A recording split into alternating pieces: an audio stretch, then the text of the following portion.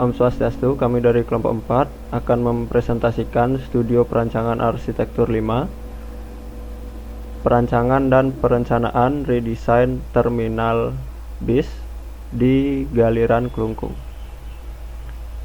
Yang pertama ialah latar belakang atau evaluasi dari terminal Galiran Klungkung. Terminal ini digunakan sebagai lintasan operasional bagi bus atau angkutan desa dalam kedatangan maupun keberangkatan penumpang. Analisa data dan standar terminal. Analisa data ini kita ambil berdasarkan standar dari PM nomor 40 tahun 2015, di mana ada beberapa jenis pelayanan yang dibutuhkan untuk sebuah standar terminal. Bisa dilihat dalam tabel berikut beberapa jenis pelayanannya. Kemudian untuk di terminal Galiran sendiri, beberapa tersedia dan juga beberapa pelayanan yang tidak tersedia. Berikut merupakan pelayanan lainnya yang tidak tersedia, dapat kita lihat mulai dari media, pengaduan, gangguan keamanan. Dalam survei lapangan tidak dapat kami temukan jenis pelayanan tersebut maupun loket penjualan tiket. Kemudian ada beberapa seperti fasilitas peribadatan juga tidak tersedia. Kemudian dilanjutkan dengan fasilitas dan petugas kebersihan, area merokok, drainase. Berikut adalah pelayanan lainnya. Sehingga dapat kami simpulkan dari analisa tersebut yang mengacu pada PM nomor 40 tahun 2015 mengenai standar pelayanan penyelenggaraan terminal penumpang angkutan jalan, bahwa terminal Galiran di Klungkung ini tidak memenuhi standar sebuah terminal. Selanjutnya ialah data statistik dari terminal Galiran Klungkung.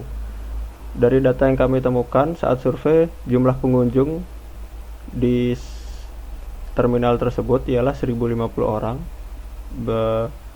jika ditotalkan. Kemudian untuk pengelolanya sendiri ialah 152 orang. Selanjutnya adalah analisa SWOT. Yang pertama adalah strength atau kekuatan, di mana kekuatan dari terminal Galiran ini memiliki lokasi yang cukup strategis ya, dan dekat dengan beberapa pusat perbelanjaan. Kemudian memiliki keunikan tersendiri dari daerah-daerah yang lain. Kemudian kelemahannya atau weakness-nya, kekurangan sirkulasi entrance yang kurang baik. Jadi di dalam terminal tersebut sirkulasi untuk masuk sebuah bis itu cukup kecil ya, kurang mencukupi karena jalannya cukup sempit. Kemudian untuk potensinya sendiri, potensi pertumbuhan ekonominya dibilang cukup baik. Kemudian dengan target pertumbuhan pariwisata yang cukup mumpuni baik lokal maupun internasional. Sedangkan dengan ancamannya atau threats-nya ialah kurangnya tingkat keamanan ya. Jadi dalam terminal Galiran dirasa tingkat keamanannya yang cukup kurang karena beberapa kasus sempat terjadi pencopetan maupun penjamretan. Selanjutnya ialah presiden. Presiden yang pertama yang kami ambil yakni Lulleburgas Bus Station. Kurang lebih luas areanya sekitar 1200 meter persegi dan dibangun tahun 2016. Bangunan transportasi ini merupakan poin utama dari pintu masuk kota. Jadi dengan demikian seharusnya tidak hanya memiliki nilai simbolis ya bagi kotanya, namun juga dapat diingat dan unik untuk kota itu sendiri. Kemudian dilihat dari sirkulasinya, berikut merupakan layout dari terminalnya. Peron antar bus kota terletak di sisi selatan gedung ya, di sebelah sini bisa kita lihat. Sedangkan peron bus regional di sebelah sini, di sisi utara. Selanjutnya adalah interior maupun eksterior dari terminal bus ini. Dapat dilihat di sini eksteriornya untuk sirkulasi dari bisnya sendiri cukup luas agar bis dapat bermanuver dengan baik. Kemudian untuk interiornya dengan pemanfaatan material-material yang unfinished memberikan ciri khas tersendiri dengan dipadukan dengan tembok-tembok kaca. Selanjutnya adalah pembagian ruang-ruang dari terminal tersebut.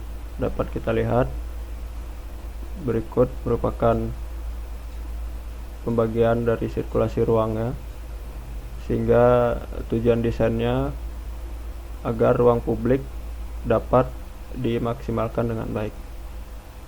Berikut adalah potongannya. Presiden kedua yakni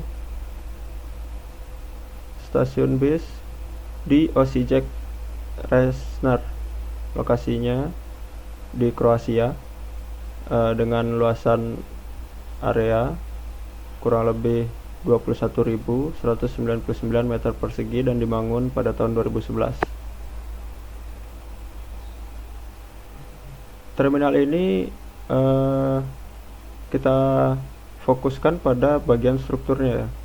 Struktur pada bagian garis di bawahnya menggunakan struktur beton bertulang, sehingga struktur lantai dasarnya dan gedung di atasnya dapat dihubungkan, dapat bertahan dengan baik dan dihubungkan dengan plat beton bertulang.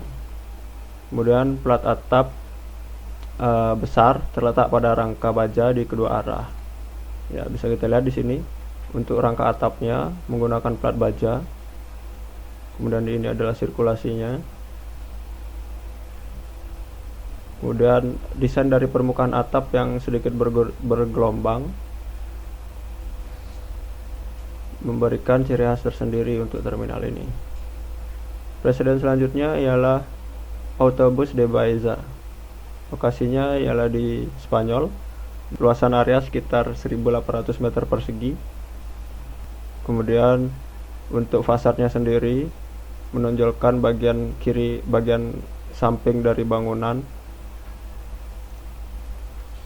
Selanjutnya adalah sirkulasinya dan zoningnya, di mana area A di sini merupakan area keberangkatan dan kedatangan. Kemudian area tunggu outdoor dan area tunggu indoor. Sedangkan di sini ialah area service, di mana orang dapat membeli tiket, dan area toilet. Selanjutnya ialah Presiden Kayseri West City Bus Terminal. Luasannya kurang lebih 1.500 meter persegi dan dibangun pada tahun 2006. Kriteria utama dari desain bangunan ialah menciptakan foyer different di bawah struktur yang sama untuk penumpang. Jadi dapat dilihat dari denah ini, ya, foyer transparan diajukan pada blok wall besar. Jadi permukaan dari dua arah yang berbeda memberikan bentuk huruf Z. Kemudian strukturnya memiliki area konstruksi seluas 1.200 meter persegi. Kemudian titik transisinya disediakan antara terminal untuk kota dan desa. Jadi terminal ini merupakan terminal yang cukup dapat dibilang cukup memenuhi kebutuhan travel para pengguna. Selanjutnya ialah konsep dasar dan tema perancangan. Konsep dasar yang kami gunakan ialah pendekatan analogi pragmatik, sering disebut juga dengan pendekatan logis atau sistematis terhadap perancangan sebuah arsitektur. Pendekatan yang kami gunakan ialah dengan analisa problem seeking. Jadi dengan menganalisa sebuah masalah tentunya akan dapat menghasilkan isu, kemudian lokasi, tujuan, tren, tipologi, waktu, dan fungsi dari sebuah perancangan yang akan kita rancang. Setelah penjabaran tersebut, dapat ditemukan isunya, yakni terpelihara dan tidak memenuhi standar sebagai terminal. Di mana evaluasi di awal tadi kami terangkan bahwa terminal Galiran tidak memenuhi standar sebuah terminal. Kemudian untuk lokasinya sendiri, bangunan yang dapat merespon iklim tropis di Indonesia, dengan tujuan yakni redesign terminal yang dapat memfasilitasi sesuai dengan fungsinya. Kemudian untuk trennya sendiri, bangunan gaya industrial dan vernakular dengan tipologi bangunan ruko, pertokoan, dan gudang. Fungsinya ialah fungsi utama dan penunjang serta servis. Selanjutnya ialah evaluasi dari konsep dasar dan tema perancangan, di mana perumusannya ialah menggabungkan isu dengan ekoarsitektur sehingga menghasilkan desain atau solusi. Konsep dasar yang kami hasilkan ialah terminal bus sebagai landmark dari Klungkung. Sedangkan untuk temanya sendiri ialah critical regionalism, di mana menerapkan ciri khas dari menerapkan ciri khas dari daerah Klungkung. Untuk tema critical regionalism, di sini lebih mementingkan sebuah papan, ya. Kemudian berkaitan dengan topografinya, yakni di daerah Klungkung, lebih mementingkan teknik-teknik membangun yang estetis. Kemudian material-material yang alami yang merupakan ciri khas dari daerah Klungkung dan dapat dirasakan dengan panca indera, baik itu penglihatan maupun dengan meraba. Selanjutnya, dengan konsepnya ialah landmark dari Klungkung. Di mana landmark ini adalah penanda bagi sebuah kawasan dan berguna sebagai bentuk orientasi bagi para pengunjung. Baik, selanjutnya ialah sivitas dan aktivitas. Sivitas dan aktivitas untuk penumpang keberangkatan. Yang pertama ialah dapat dilihat di sini, memarkirkan kendaraan atau menitipkan kendaraan, sehingga dibutuhkannya area parkir maupun ruang penitipan. Selanjutnya ialah menarik atau menukarkan uang. Di sini dapat menghasilkan sebuah ruang ATM ataupun money changer. Kemudian membeli tiket atau melihat jadwal keberangkatan. Menghasilkan ruangan loket atau pusat informasi, di mana memberikan informasi mengenai jadwal keberangkatan maupun tarif dari keberangkatan tersebut. Kemudian check-in, menghasilkan ruang untuk security check, di mana pemeriksaan barang apakah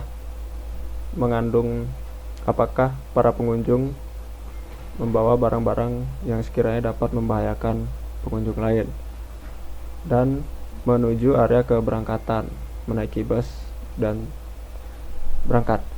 Kemudian untuk sivitas dan aktivitas penumpang kedatangan, yakni turun dari bus, ya, kedatangan, kemudian berbelanja di pasar atau menukarkan uang, dan meninggalkan terminal. Selanjutnya adalah sivitas dan aktivitas staf terminal. Staf terminalnya ada dua, yakni untuk staf terminal di kantor dan staf terminal di bagian busnya atau keberangkatan maupun kedatangan, yakni staf bagasi. Kemudian berikut adalah kebutuhan ruang yang didapatkan, yakni ada ruang tunggu, ruang pusat informasi, tiketing, check-in, biro jasa, dan seterusnya. Kemudian jumlah sivitasnya. Untuk fungsi penunjang ada dapur, ada kantin, area saji kantin, ATM center, dan money changer. Kemudian untuk fungsi servisnya ada toilet, ruang perawatan, ruang laktasi, ruang kontrol, dan ruang MEP. Berikut adalah studi ruangnya. Untuk ruang tamu sendiri, mohon maaf, untuk ruang tunggu dengan sivitas 72 orang, yakni memiliki luas area sekitar 270 meter persegi. Kemudian ada pusat informasi dengan luas 13,2 meter persegi, area tiketing dengan luas 23,1 meter persegi, dan area check-in dengan luas 15,2 meter persegi. Kemudian ada biro jasa dengan luas sekitar 6,5 meter persegi. Selanjutnya ialah area keberangkatan maupun kedatangan. Selanjutnya adalah area keberangkatan maupun kedatangan, di mana luasnya sekitar 294 meter persegi. Kemudian untuk angkot atau angkutan desa, luasnya sekitar 208,15 meter persegi.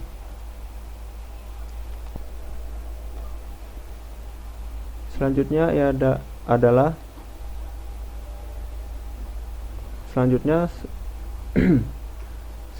adalah sirkulasi untuk minibus travel, di mana terdapat 4 bis dengan luasan 97,15 meter persegi. Kemudian untuk kedatangannya ialah luasnya kurang lebih 562,32 meter persegi. Berikut adalah studi ruang untuk sivitas pengelola. Ada kepala tata usaha, ruang kantor, ruang loker, dan ruang rapat. Selanjutnya ada kantin, area saji, ATM center, money changer, toilet pegawai, toilet pengunjung, luasnya kurang lebih 54,6 meter persegi. Kemudian ruang perawatan, ruang laktasi untuk ibu menyusui. Kemudian ada ruang kontrol dan ruang MEP. Selanjutnya ialah kelompok ruang. Kelompok ruang dapat dibagi menjadi dua, yakni publik dan private. Untuk publik sendiri ada beberapa ruang, yakni ruang tunggu, pusat informasi, tiketing, check-in, biro jasa, pick up dan drop off bus, pick up dan drop off angkot, pick up dan drop off minibus travel, area saji kantin, ATM center, money changer, ruang perawatan, dan ruang laktasi. Sedangkan untuk ruang private ada ruang kepala terminal, ruang kepala TU, ruang sekretaris, ruang kantor, ruang loker, ruang rapat, dapur atau kantin, toilet pegawai, ruang kontrol, dan ruang MEP. Baik, berikut adalah sirkulasi ruang. Sirkulasi ruang kita bagi menjadi 3, ada fungsi utama, fungsi penunjang, dan fungsi servis. Berikut tab diagramnya. Untuk fungsi penunjang, dilihat untuk garis berwarna kuning ialah sirkulasi untuk pengunjung, sedangkan garis berwarna hitam adalah sirkulasi untuk pengelola. Untuk selanjutnya yaitu ada jalan utama, dan yang merah itu side-nya, dan selanjutnya ada jalan lingkungan.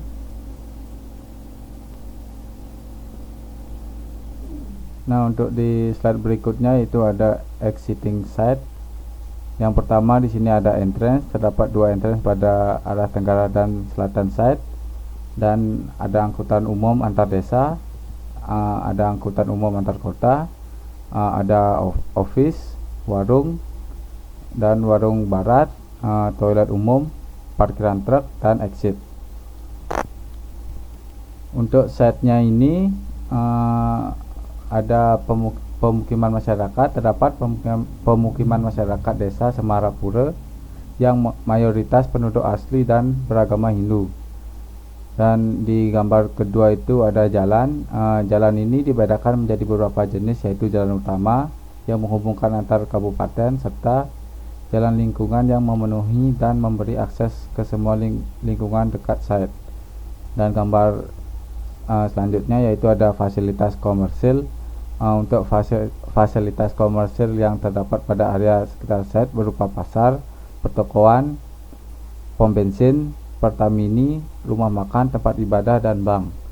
Untuk gambar yang keempat ada lahan hijau.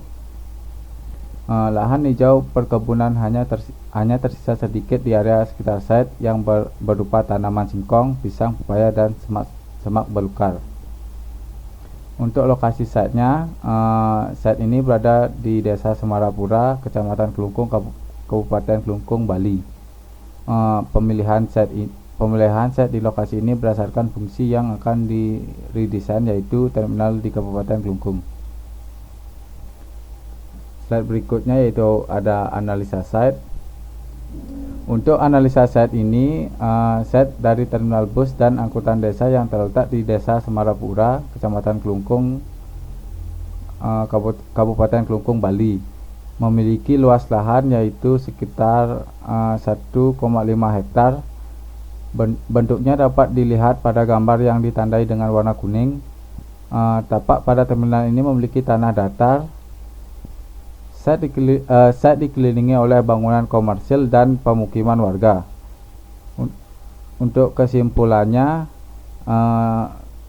kesimpulan analisanya itu GSB-nya 4 meter lebar jalan, KDB-nya 8,7 meter persegi luas lahan kali 60%. Untuk RTH-nya itu 6.600 meter persegi luas lahan kali 40%. Di sini ada skematik desain for urbannya. Di sini ada legendanya yang bertanda ungu yaitu jalan utama, dan yang berwarna hijau tua yaitu jalan alternatif, dan yang berwarna oranye itu pemukiman, yang berwarna biru yaitu warung dan ruko, dan yang berwarna hijau muda yaitu tanaman, dan yang berwarna kuning itu site-nya. Di sini ada bubble diagramnya. Untuk yang pertama itu yang di nomor 1 itu ada entrance, dan nomor selanjutnya itu entrance out. Yang ketiga itu ada RTH, yang keempat itu ada pos satpam, parkir pengunjung, toilet pengunjung, money changer, ATM center, kantin, musola, pura, lobby, info, jasa travel, tiketing, ruang perawatan, ruang laktasi, check-in security, terminal dan ruang tunggu bus travel, parkir bus, parkir pengelola, terminal dan ruang tunggu bus kota, kantor pengelola, ruang kontrol, ruang me and genset, terminal dan ruang tunggu bus desa. Nah, untuk keterangannya itu garis yang nyambung itu keterangannya mudah dijangkau, dan untuk garis yang putus-putus itu keterangannya berjauhan. Dan untuk warnanya, yang berwarna toska itu untuk publik, yang kuning itu untuk semi publik, dan yang warna oranye itu untuk privat. Di sini untuk zoningnya, pada fungsi utama terdapat lobby, pusat informasi, tiketing, biro jasa travel, check-in and security, terminal bus dan ruang tunggu travel, antar kota dan desa, kantor pengelola yang terdiri dari ruang kepala terminal, ruang kepala tata usaha, ruang sekretaris, ruang pegawai, lokal pengelola, toilet pengelola. Dan pada fungsi service terdapat ruang perawatan, ruang laktasi, ruang kontrol, ruang me and genset, pos keamanan, parkir pengunjung, parkir bus, dan toilet umum. Untuk fungsi penunjangnya terdapat pura, musola, kantin, ATM center, money changer, dan toilet umum. Untuk selanjutnya itu ada pada RTH terdapat ruang komunal, parkir pengunjung, sirkulasi pengunjung, pengelola dan kendaraan, serta elemen hardscape dan subscape. Nah, untuk selanjutnya ada entrance. Untuk dasar pertimbangan entrance-nya yaitu karakteristik site, efektivitas, pola massa, titik kumpul entrance, dimensi kendaraan yang memasuki site. Untuk tujuannya dilakukan untuk mendapatkan jalan masuk menuju terminal yang baik dan efektif. Untuk analisa entrance-nya, titik entrance dibagi menjadi 3, yaitu menjadi 2 titik masuk dan 1 titik keluar yang berdasarkan keadaan asli pada terminal di Kelungkung. Untuk hasilnya berdasarkan hasil pembagian bus, mobil, mobil box, mobil sampah, motor, dan manusia, dapat diukur ideal entrance adalah 8 meter. Nah, ini untuk konsep entrance-nya. Jalur pencapaian pada site yang tepat diambil dari jalan utama utama pada gantangan terminal Galiran, Jalan Anyelir, Semarapura, Kelot, Kelungkung, Kabupaten Kelungkung, Bali. Untuk pola masanya itu, set terminalnya itu KDB-nya menggunakan 60% dan RTH-nya itu menggunakan 40%. Untuk dasar pertimbangannya yaitu fungsi, analisa site, karakteristik site, konsep dasar, dan tema perancangan. Untuk tujuan pola masa ini untuk mendapatkan jumlah massa, posisi massa, orientasi massa yang baik. Dan untuk analisanya, analisa pada pola massa ini yaitu site dibagi menjadi 3 bagian dengan tujuan untuk menentukan fungsi dari kebutuhan massa pada konsep perancangan. Nah, di sini ada ruang dalam. Untuk di ruang dalam ini kami menggunakan ruangan check-in. Di gambar pertama itu ada denah dari ruangan check-innya dan ada tampak dari ruangan check-innya.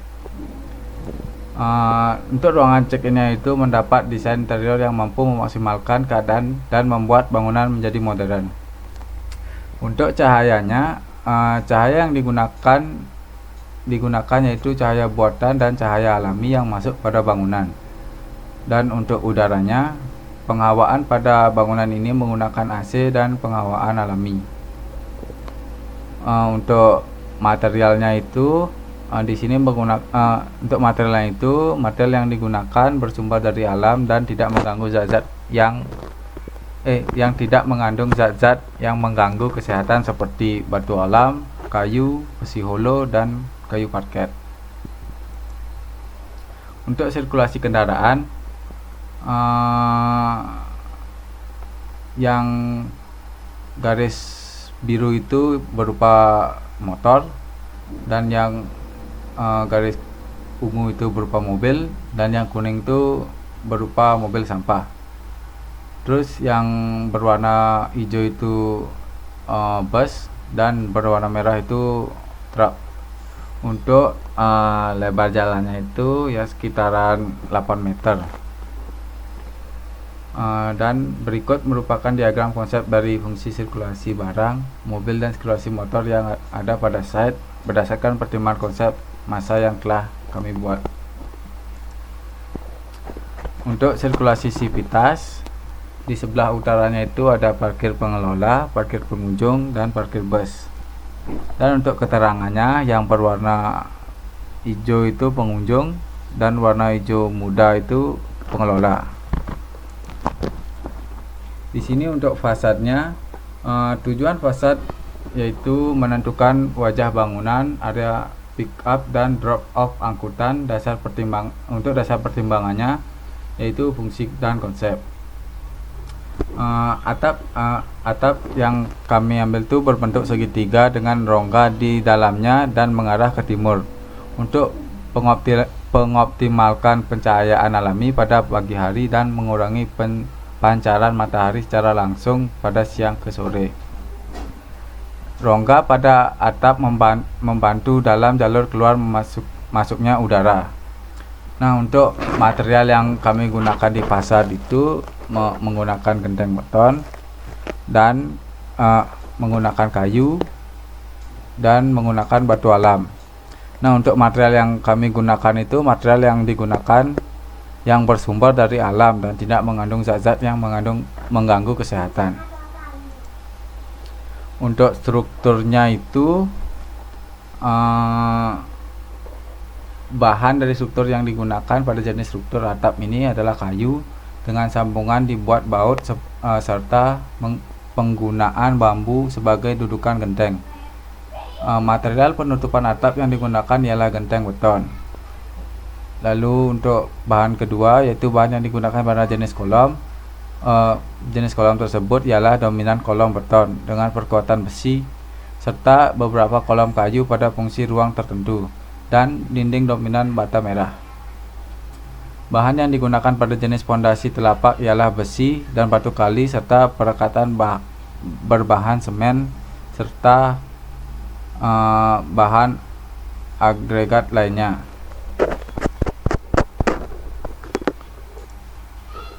Nah, untuk utilitasnya ini susunannya yang pertama itu ada black water, yaitu ada septic tank, grey water, filter, riol kota, PDAM, tangki air, pompa air, dan yang terakhir untuk menuju bangunan. Baik, sekian presentasi dari kelompok 4. Jika ada salah kata, mohon dimaafkan. Terima kasih.